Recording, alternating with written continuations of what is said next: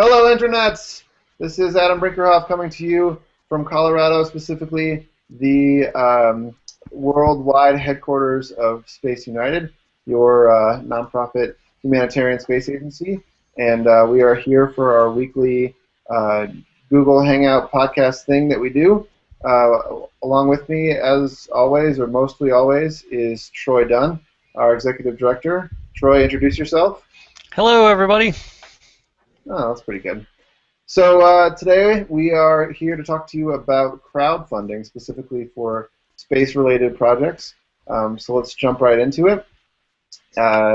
Today we have a wide variety of projects ranging from $1 million projects to things much smaller than that. And so our first, I guess, point to get across to you is that it doesn't matter how big or small your project is, if you have the right message and the right mission and the right crowd behind you, you can do almost anything. So first up, we'll review a project called Arkit. For those of you who haven't heard of Arkit or the parent company behind it, Planetary Resources, they are a group that is devoted to mining asteroids, actually.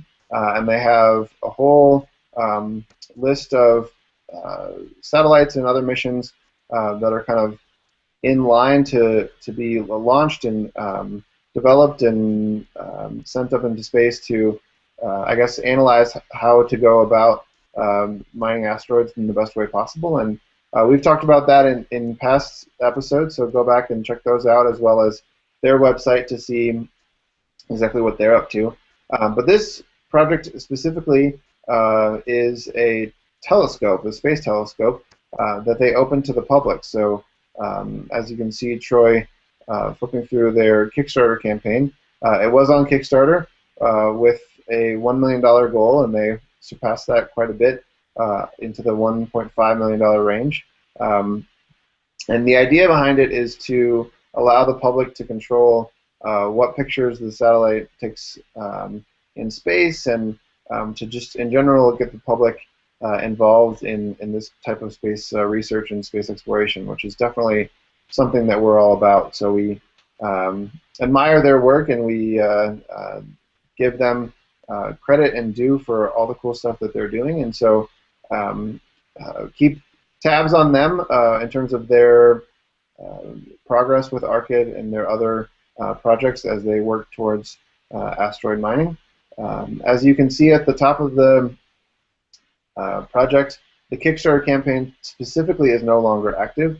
As you probably know, all crowdfunding campaigns have a time limit, but they do have a way to give past that, I think, at their own website. But it just goes to show you that even if you have $1 million satellite that you want to send up, there are ways to do it through crowdfunding. You don't have to wait for grants or government funding or that sort of thing. So moving on, our next topic for discussion is a project called Kickstart, another Kickstarter campaign, and Troy will tell us a little bit more about that. Sure. So the Kickstart project was also crowdfunded on Kickstarter, which is probably the best-known crowdfunding platform online. This one had an original goal of $30,000, and they were able to raise twice that amount. Essentially, the Kickstart project, the goal was to give the donors or people pledging to the crowdfunding campaign their own personal spacecraft. They called these spacecraft sprites, and essentially it was a microcontroller board that had some small components on it, including a solar cell and a radio. And the actual little spacecraft weren't able to do a whole lot, or aren't able to do a whole lot in space, but they're actually more advanced than, say, Sputnik was when it was originally launched. So there's all kinds of sizes of the projects and obvious things that you can put into space, and this is what one student came up with to get people more involved with space exploration, which is obviously a big part about what what we're doing as well. And so just another example of how people can crowdfund for space exploration. The third one that we have on here is an organization that we're friendly with, and that's Uwingu. Adam? Yeah, so Uwingu is actually one of our sponsors. They've helped us out quite a bit since we've begun our work here at SpaceUnited. And they are a really unique organization in that they focus on fundraising for space research in a very interesting way. So they have opened up the naming of exoplanets and Mars craters to the general public, and in return, you not only get to name your exoplanet or crater, but you also get to support the research that they fund through something called the Uwingu Fund. So the website you see in front of us is Indiegogo in general, and then specifically their crowdfunding page. And for those of you that have heard of Kickstarter but have not heard of Indiegogo, Indiegogo is a similar platform for crowdfunding. It has a little bit of a different vibe to it, especially in the sense that Kickstarter requires you to return to your backers, is what they call their funders, a product of some sort, whether it's a physical product that you can hold in your hand or a video game that you can play on your computer or a mobile device. You have to produce something. But in the case of Indiegogo, it has a little bit more flexibility, so you can raise money for a project that is, I don't know, doing research, or in this case, for their fund.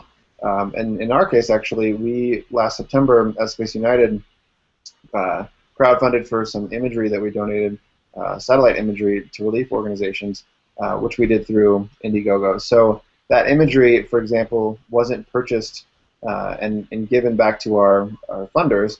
It was given to those relief organizations, and so that was something that we could only do through Indiegogo as opposed to Kickstarter. But anyway, getting back to Uwingu, we've mentioned this a number of times before, but they will not only name something for you and keep it in their database, but they're actively working to get that database and those names adopted by several exploration organizations like Mars One and other places, so that as we continue to explore our solar system and beyond, that the names that are adopted are the ones that are named by the general public. So if that's something that you think is pretty cool, go check out Uwingu's website and name something yourself or of a loved one's name or whatever appeals to you, and it'll get used in the future as we continue to explore. So lastly, we have our own project, which we do with each weekly broadcast. We update you on the status of one of our projects, and today's project is our project of the month, really, Explore Lab, where we are crowdfunding ourselves for this project. And I'll let Troy tell you a little bit more about the specifics of what it is and what we're doing with it. Thanks, Adam. Yeah, so we've got 25 backers so far on our crowdfunding campaign and 17 days to go. We are about a fifth of the way, a little over a fifth of the way there, but still definitely need to get some backers for this project. The Explore Lab, for those that haven't yet heard of it, is a 3D printed payload carrier that you can put your experiment into, and we'll send it to the edge of space and then back to you. So these Explore Labs are about 4 inches tall, about 2 inches wide, and you can, as I said, put any experiment that you want inside of it within reason, and then we launch that on a high altitude balloon. We're actually working with another Colorado nonprofit, Edge of Space Sciences, or EOSS. This will be their 200th launch. So they've done this a few times, and we're excited to be working with them on it. But they'll actually be the ones that that will launch the balloon. It's a hydrogen balloon, which is more sustainable than helium also. Yeah, we'll launch it. It'll go about 100,000 feet up. That's about 4 times the height of a commercial airliner. And then we'll recover it somewhere out in rural Colorado, and then send it back to you. So there's lots of great things about this project. It is providing STEM education opportunities to underprivileged students. Actually, 10 of the 50 that we'll be sending up will be donated to a science, technology, engineering, or math group. So we're getting lots of people involved. The mothership or the carrier that will hold all of the 50 Explorer Labs is also being developed by students at Metropolitan State University of Denver, and we're working with their industrial design and aerospace departments to get that done. So lots of organizations getting involved. And it's doing a lot of good for the world, as is all of our other missions that we have. But as I said, we've got 17 days left to go here on our Explorer Lab mission, so we're hoping that anybody watching this today or in the next couple of weeks here will come check out Kickstarter, our Explorer Lab on Kickstarter, and back the project. So that's where we're at with our Explorer Lab project on Kickstarter right now. All right, Adam? thanks. So I'll just do a quick shout out for our favorite sponsors, and then we'll jump into our interview for the day with our guest. But really quickly, these companies have helped us get started as an organization over the last couple of years, and we appreciate all of their support. AGI creates a whole different suite of space-related technology, specifically software that allows you to analyze missions before you send them up. So that's a great tool for hobbyists as well as a standard throughout educational institutions and in the industry for orbits, for a satellite launching from Earth and going anywhere in the solar system, as well as communications and other sensors that satellites use as they fly up above the Earth. So they have a free version of their SDK software, which stands for Satellite Toolkit, which is a very popular product that they have. And so you can go online and download that for free and check it out and see what you think and see what you can create using their tools. Digital Globe is the world's leader in satellite imaging. We've worked with them specifically on our Image Griffin mission, but they've provided a couple different tools for us, and they are probably known without really knowing them for their work with Google Earth and Google Maps. So a lot of the imagery that you see on your phone or on the computer when you're mapping out a trip or just cruising around the Earth and looking at the different imagery that is available, that comes from them. So they continue to do all sorts of cool work with a variety of both government and private companies. The Space Foundation is a mostly educational organization that helps students learn more about space. They do put on this really cool meeting once a year called the Space Symposium, where companies all over the U.S. as well as different parts of the world gather together to talk about the state of the industry and to work together to improve on the technology that we've already developed and do business and have meetings and all sorts of stuff like that. And then we also talked about Uwingu, so I won't rehash that, but they've provided us with some great resources as well.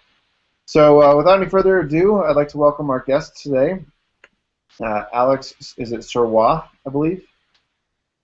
You're still on mute, Alex. You were very polite. Almost there. Yep. There we go. So Sirois, yes? Correct. Okay, and it's a tough day for me to pronounce things because your current employer is Misha. Is that correct? Yeah, Mirchaud Capital. Yep. Misha, that's right. Shoot, I almost got them all. Almost. So he's the director of research at Mirchaud Capital. He's formerly of the Motorola Mobility organization as their director of strategy, and in general, just kind of a financial guru that we look to for all sorts of different advice. He is one of our official advisors on that board for SpaceUnited, and we're happy to have him back on the podcast. Welcome back, Alex.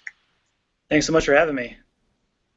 So for someone that knows a lot of the financial landscape, both sort of the public-facing as well as kind of the inner workings of the financial world, what are your views on crowdfunding? For example, like what are the benefits of crowdfunding as opposed to maybe traditional venture capital or other ways of financing a project or a business? Sure. Well, with the advent of technology in the last 10 years, the world has a different avenue now that exists that didn't before for smaller projects to really, I would call it, microfund some things down at this level.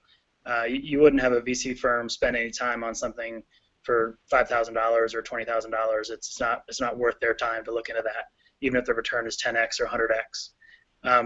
So what the technology has allowed is multiple avenues, and I think the benefits are really that you can reach everybody, but like a double-edged sword, it's how do you reach everybody. So that's one of the both opportunities and kind of curses of crowdfunding is that you've got to have a broad reach, and it's hard to go deep and broad at the same time when you're as small as what we're looking to do. Yeah. Well, that was actually going to be my next question. So, I mean, you have the benefits and the challenges, and we've seen in our limited crowdfunding experience, as well as some other sort of third-party crowdfunding attempts and successes that I've gotten involved with, that it is difficult to find you want to tell everyone, but it doesn't really matter if you tell everyone if you don't get the group that you really need to. And so it's, I mean, with venture capital, you really only need to win once if the price is right. And so with crowdfunding, yes, it can become viral, but more often than not, you kind of need to find that medium-sized amount of people that are interested enough in what you're doing to shell out. I think like $25 to $50 is like the average crowdfunding donation. And so, yeah, it's that sweet spot, just like a lot of different organizations have found that is really key. So do you have any insight on what some organizations or companies do that works and what doesn't work, or is it still kind of a mystery to you? It's still obviously a very nascent field, even though it's got a lot of momentum. It's still very small. I think if you added up the total dollars to Kickstarter, it probably wouldn't be even a percentage point or a tenth of a percentage point of real GDP. That said, that's really the opportunity that we are going after, and I think what we're doing and where the trick is finding the right multifaceted solution to touch the multiple points between Twitter, Facebook, etc. But also not forgetting that there's still a large population watching TV, and I think Troy saw recently, your note that there's going to be an airing on I think Channel 9 News of an interview with us. So I think hitting traditional media as well. To the extent you can get access there is a blast kind of function that really gets a broader reach, and I think you need to take a multifaceted approach to hit all of them, and that's the trick. Is what you guys are working hard on doing every day is staying relevant and keeping enough content out there that eventually crosses people's eyes, and it just needs to cross the right people's eyes that are interested enough and care enough to fund something that matters to them, and I think we have a product. Again, there's a ton of products out there that people can fund. It's about getting that right message to the right people at the right time. So I think we're getting some momentum, but obviously it's a long uphill slog.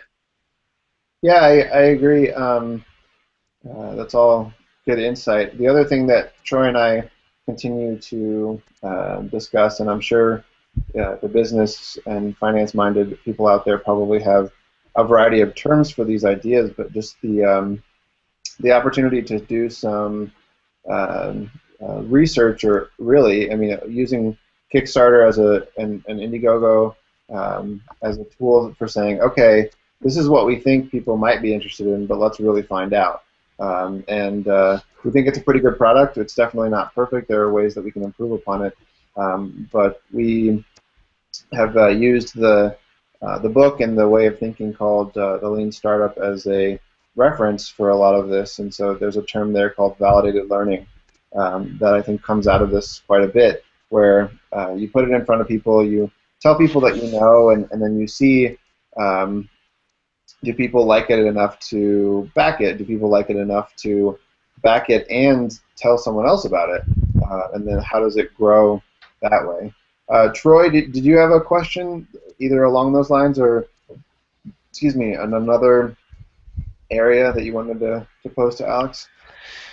No, I mean, I think that you guys are talking about a lot of the great things and challenges about crowdfunding, and obviously, in Colorado here and in the U.S., there's a long history of entrepreneurship, and the opportunity for startups to get capital, I think, is probably one of the greatest benefits of these crowdfunding ventures and campaigns that people can put online. So I think it's wonderful that the opportunity is there, but just as Alex said, you have to find a way to get your project in front of people once you get it up and approved, to even have a crowdfunding campaign going. So there's definitely new challenges that come along with it. Alex, our last question on here is, what mission would you want to crowdfund, or have you done crowdfunding in the past? Are there projects that you've seen that you thought were just perfect for this, and what are your thoughts there? Yeah, so forgive me, I might misremember, but I think I supported the crowdfunding program that sponsored the donation of images last fall. Sure, our Image Griffin mission. Yeah. It was named Shim 1 at the time, but it has had some rebranding. Yeah. Yep. And I believe, depending on how many drinks my wife let me have that night a couple weeks back, I think we funded the Explorer Lab as well, just a little bit. I'm not sure, but maybe more to come. To be fair, and maybe to bring back a point that Adam made earlier, we're at SpaceUnited is a little over 2 years old.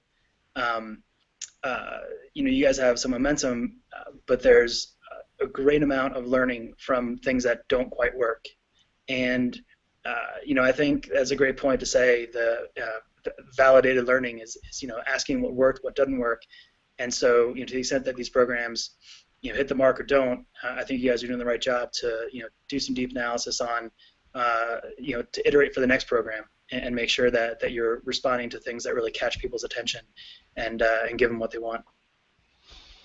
Yeah, absolutely. SpaceUnited says it all in the name, but we definitely are looking to unite people together through space exploration, and Explorer Lab is one of those minimum viable products that we can put out to the market and see if people are interested in it. Then the onus comes on us to make sure that it gets in front of the right people, so that we can really get that validated learning from the mission. But essentially right now we're trying to find out, are people interested in sending their own experiments to the edge of space and then getting their Explorer Labs back and having that as a souvenir to keep long term. So hopefully we'll find the support out there, but if not, then we still will have learned a lot from putting it out there.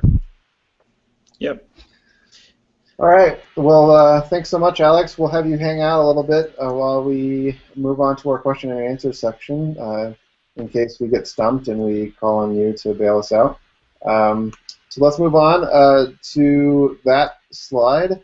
Every week we open the floor up for questions that we actually have for you. First off, flip it around a little bit, and then also obviously questions that you have for us. So we like to get your feedback on the topics that we discuss with our guests. So first off, what are the benefits of crowdfunding in your mind? And you can pull from personal experience. For instance, maybe a crowdfunding campaign that you supported that went really well and you really enjoyed the resulting product. For me, I supported this really cool thing called an aqua farm by a company called Back to the Roots that is a fish tank that also grows like herbs on the top of the fish tank. And while they definitely had their set of bumps in the road, it turned out to be a very successful campaign that I think resulted in a really cool product. But then there are also challenges. I mean, sometimes it's that the project doesn't get funded, but sometimes getting a project funded creates a lot of challenges as well. Sometimes it gets way more funded than people are anticipating, and so they have to deal with that. And in other cases, it's a challenge just to meet deadlines and create new things and all the things that go along with that. So share with us, rather, your thoughts on those two topics. And then we also want to know what you've crowdfunded in the past, as well as what you'd like to see crowdfunded in the future. We're always interested to see what you think on kind of what should be done in the future, and maybe if it's an overlap with what the mission of our organization is, then maybe we can jump in as well. But if it's a specific satellite mission or humanitarian mission, we're interested to see what you think, so let us know. We have a live page from our Google Plus Hangout that you can submit the questions to, or if you're listening to this not on Tuesday at 11:30 to 12 Mountain Time, then feel free to, and we encourage you to submit via Twitter using the hashtag SpaceUnited. So if you have a question or an answer to one of these questions, please get in touch with us that way, and we'll be happy to tweet you back and give you our answer or give you some feedback on yours. So lastly, we would like to just open up in general. If you have any questions for us, use those avenues to ask away, and we'd be happy to let you know what we think and just continue to communicate with you guys out there and get you involved in what we're doing. I will check the page on Google+. Troy, do you have Twitter up? I do, and I haven't seen any questions on there, but if anybody does have something they'd like to know about crowdfunding in general, or maybe a financial question for Alex, or really something about our Explorer Lab, you can hit us up at hashtag SpaceUnited, and you can do that anytime during the week, and we'll do our best to get back with you or follow up in our next Hangout. But if you're out there listening right now, you can tweet us there, and we'll do our best to answer your question. So Troy, I'm curious, now that you've been through one crowdfunding experience, sort of in a supporting role with me managing the Indiegogo campaign, and then now you're the director of our Explorer Lab mission.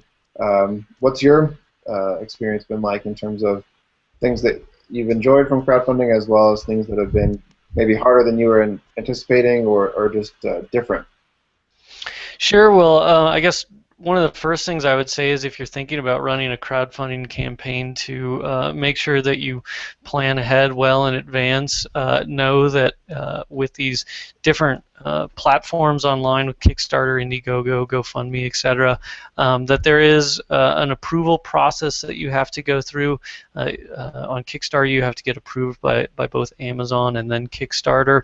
Each of those can take up to a week, depending on your project. So just make sure that you have plenty of time.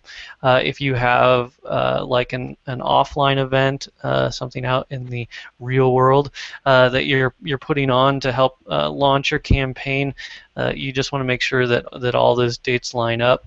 And then, make sure that you've got several people in your community kind of on the ready to support it. And, we reached out to several people that we're friends with the organization before we went live, so that they knew that we were going to be coming online, and we're able to get some early pledges that way. And the goal is, of course, to build up the momentum to carry you through the campaign. So just a couple of thoughts, and then obviously just keep pushing it. We try to not browbeat people with the idea that we've got a Kickstarter campaign going on, but we also have a limited amount of time, so we have to make sure that we just keep getting our message out in front of people, but not in such a way that we're annoying them and driving some of our supporters away. So those would be some of my thoughts about crowdfunding campaigns online. All right. Well, thanks for sharing that. We are about right out of time, so we're going to sign off for today. I'd like to thank everyone listening, either live or via our video or audio podcasts, which you can check out on YouTube, Vimeo for the video, and iTunes or Stitcher for the audio. Throughout the week, send us your questions or your answers to our questions via Twitter, #SpaceUnited. And I'd like to thank Alex Sirois for being our guest today. Thanks, Alex. You're very welcome. It was fun. Good. I'm glad we didn't make you never want to come back again. So we'll hope to see you again soon. For Troy Dunn, our Executive Director, I'm Adam Brinckerhoff. Thanks again for tuning in and learning about Space United and participating in our community. And keep exploring for good. We'll see you next week. Bye, guys.